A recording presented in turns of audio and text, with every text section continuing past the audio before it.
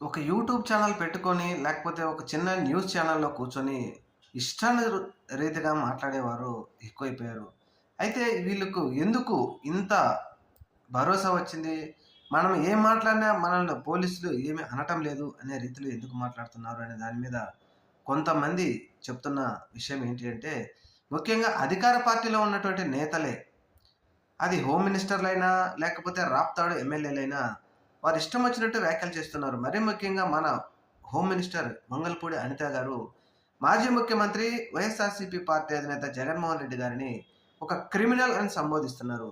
మరి జగన్మోహన్ రెడ్డి గారు ఎక్కడ క్రిమినల్? ఆయన మీద ఏమైనా క్రిమినల్ కేసులున్నాయా? లేకపోతే పులివెందుల ఎమ్మెల్యే. ఈ సంబోధన ఏంటి అసల?